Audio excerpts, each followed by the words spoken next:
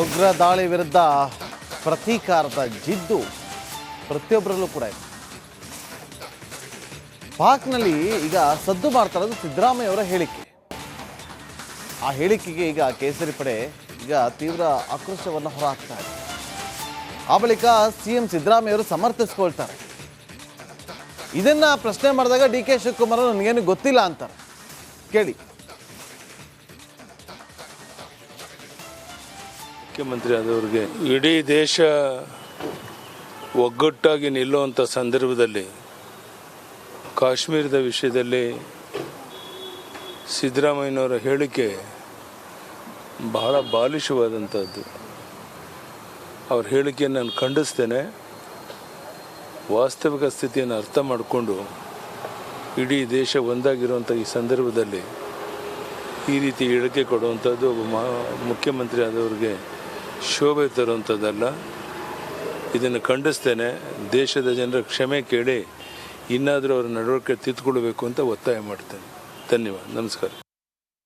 ಯುದ್ಧ ಬೇಡ ಅಂತ ಹೇಳಿಕೆ ಬಗ್ಗೆ ಚರ್ಚೆ ಆಗ್ತಾ ಇದೆ. ಯುದ್ಧ ಬೇಡ ಅಂತಂದದ್ದು ಯುದ್ಧ ಅನಿವಾರ್ಯವಾದರೂ ಮಾಡಬೇಕು. ನೀನು ಅವನ್ನೆಲ್ಲ ಅವ್ರಿಗೂ ಬುದ್ಧಿ ಇಲ್ಲ. ಅನಿವಾರ್ಯ ಆದ್ರೆ ಮಾತ್ರ ಮಾಡಬೇಕು. ಯುದ್ಧದಿಂದ ಪರಿಹಾರ ಆಗೋದಿಲ್ಲ. ಯುದ್ಧ ಅನಿವಾರ್ಯ ಆದರೆ ಮಾಡಬೇಕಾಗ್ತದೆ. ಗೊತ್ತಾಯ್ತಾ? ನಾನು ಯುದ್ಧ ಬೇಡಿಕೆ ಬೇಡ ಅಂತ ಹೇಳಲಿಲ್ಲ. ನಾವು ಪಾಕಿಸ್ತಾನದ ಮಾಧ್ಯಮಗಳಲ್ಲಿ ಆತರ ತಮ್ಮನ್ನು ಕೂಡ ತಮ್ಮ ಹೇಳಿಕೆ ನೋಡಿ, ನಾನು ಪಾಕಿಸ್ತಾನದವ್ರ ಜೊತೆ ಯುದ್ಧನೇ ಮಾಡೋದಕ್ಕೆ ಬೇಡ ಅಂತ ಹೇಳಲಿಲ್ಲ. ಏನು ಹೇಳಿದೆ ಅಂತಂದರೆ ಯುದ್ಧ ಪರಿಹಾರ ಅಲ್ಲ. ಈಗ ಭದ್ರತೆ ಕೊಡಬೇಕಾಗಿತ್ತಲ್ವ ಅವ್ರಿಗೆ. ಅಲ್ಲಿಗೆ ಬೇಕಾದಷ್ಟು ಜನ ಪ್ರವಾಸಿಗರು ಹೋಗ್ತಾರೆ ಕಾಶ್ಮೀರಕ್ಕೆ. ಅಲ್ಲಿ ಭದ್ರತೆ ಕೊಡಬೇಕಾಗಿರೋದು ಯಾರ ಜವಾಬ್ದಾರಿ? ಕೇಂದ್ರ ಸರ್ಕಾರದ್ದಲ್ಲ. ಅದರ ವೈಫಲ್ಯ ಇದೆ ಅಂತ ಹೇಳಿದ್ದೀನಿ. 26 ಜನ ಸತ್ತೋಗಿದ್ದಾರೆ. ಸರ್, ಆ ವಿಷಯ ಪಾಕಿಸ್ತಾನದ ಮಾಧ್ಯಮಗಳು ಹೈಲೈಟ್ ಮಾಡ್ತಾ ಇದ್ದಾರೆ. ನೋಡಿ, ಈ ದೇಶದ ಐಕ್ಯತೆ, ಸಮಗ್ರತೆ, ಶಾಂತಿ ಬಹಳ ಮುಖ್ಯ. ನಾವ್ಯಾರು ಕೂಡ ಮಾಡಲ್ಲ. ಎಲ್ಲರ ಪ್ರಾಣ ಕೂಡ ಬಹಳ ಮುಖ್ಯ. ನಾವೆಲ್ಲ ಭಾರತೀಯರು. ಭಾರತ ರಾಷ್ಟ್ರೀಯ Congress, what ever the Indian national Congress has taken a stand. We all been committed to it. We stand by it. Under the leadership of Mr. Mallikarjun Kharge and Rahul Gandhi. Rahul Gandhi all the way, he was in America, he flew back, he participated. We have been respecting. We want to keep this country united.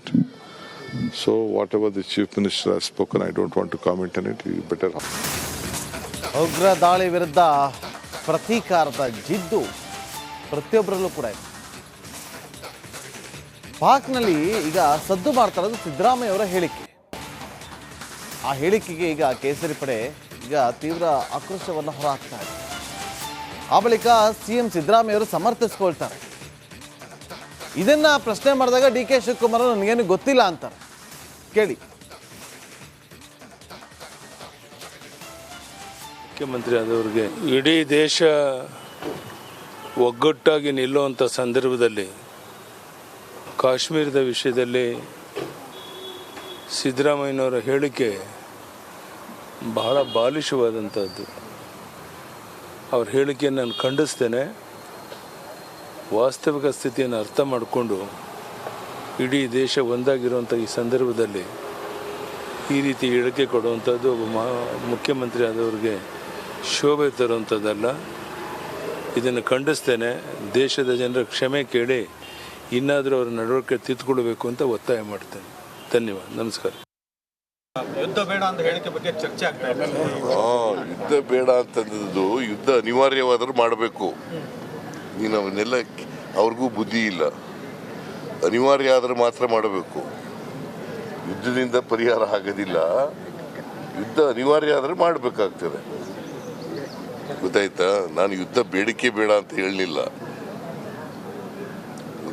ನಾವು ಪಾಕಿಸ್ತಾನದ ಮಾಧ್ಯಮಗಳಲ್ಲಿ ಆತರ ತಮ್ಮನ್ನು ಕೂಡ ತಮ್ಮ ಹೇಳಿಕೆ ನೋಡಿ, ನಾನು ಪಾಕಿಸ್ತಾನದವ್ರ ಜೊತೆ ಯುದ್ಧನೇ ಮಾಡೋದಕ್ಕೆ ಬೇಡ ಅಂತ ಹೇಳಲಿಲ್ಲ. ಏನು ಹೇಳಿದೆ ಅಂತಂದರೆ ಯುದ್ಧ ಪರಿಹಾರ ಅಲ್ಲ. ಈಗ ಭದ್ರತೆ ಕೊಡಬೇಕಾಗಿತ್ತಲ್ವ ಅವ್ರಿಗೆ. ಅಲ್ಲಿಗೆ ಬೇಕಾದಷ್ಟು ಜನ ಪ್ರವಾಸಿಗರು ಹೋಗ್ತಾರೆ ಕಾಶ್ಮೀರಕ್ಕೆ. ಅಲ್ಲಿ ಭದ್ರತೆ ಕೊಡಬೇಕಾಗಿರೋದು ಯಾರ ಜವಾಬ್ದಾರಿ? ಕೇಂದ್ರ ಸರ್ಕಾರದ್ದಲ್ಲ. ಅದರ ವೈಫಲ್ಯ ಇದೆ ಅಂತ ಹೇಳಿದ್ದೀನಿ. 26 ಜನ ಸತ್ತೋಗಿದ್ದಾರೆ. ಸರ್, ಆ ವಿಷಯ ಪಾಕಿಸ್ತಾನದ ಮಾಧ್ಯಮಗಳು ಹೈಲೈಟ್ ಮಾಡ್ತಾ ಇದ್ದಾರೆ. ನೋಡಿ, ಟಾಪ್ ಹೆಡ್ಲೈನ್ ಇಂದ ಪಾಕಿಸ್ತಾನ ಈ ದೇಶದ ಐಕ್ಯತೆ, ಸಮಗ್ರತೆ, ಶಾಂತಿ ಬಹಳ ಮುಖ್ಯ. ನಾವ್ಯಾರು ಕೂಡ ಮಾಡಲ್ಲ. ಎಲ್ಲರ ಪ್ರಾಣ ಕೂಡ ಬಹಳ ಮುಖ್ಯ. ನಾವೆಲ್ಲ ಭಾರತೀಯರು. ಭಾರತ ರಾಷ್ಟ್ರೀಯ Congress, what ever the Indian national Congress has taken a stand. We all been committed to it. We stand by it. Under the leadership of Mr. Mallikarjun Kharge and Rahul Gandhi.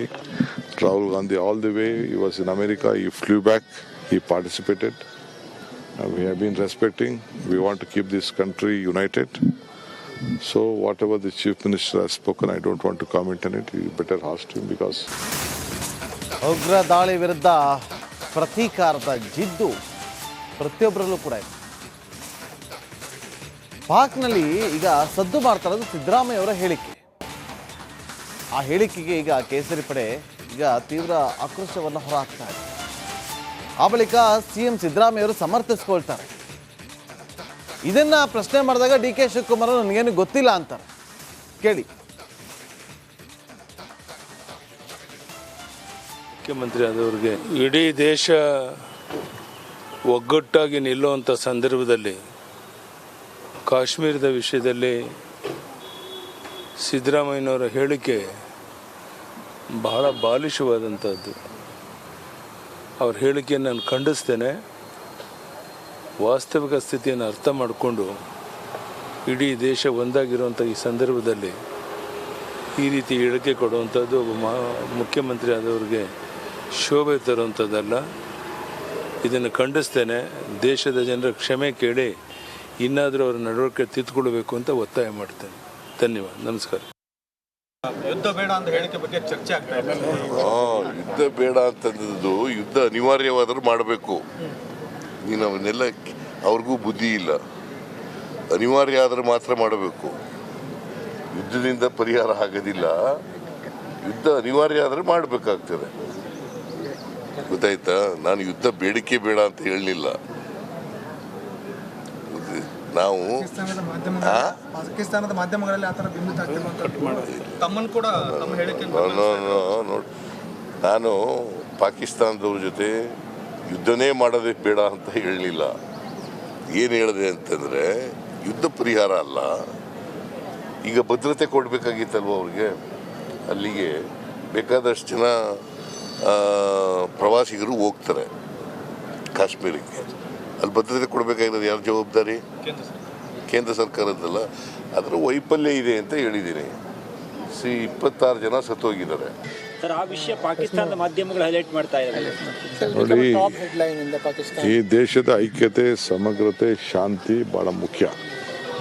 ನಾವ್ಯಾರು ಕೂಡ ಮಾಡಲ್ಲ. ಎಲ್ಲರ ಪ್ರಾಣ ಕೂಡ ಬಹಳ ಮುಖ್ಯ. ನಾವೆಲ್ಲ ಭಾರತೀಯರು. ಭಾರತ ರಾಷ್ಟ್ರೀಯ Congress, what ever the Indian national Congress has taken a stand. We all been committed to it. We stand by it.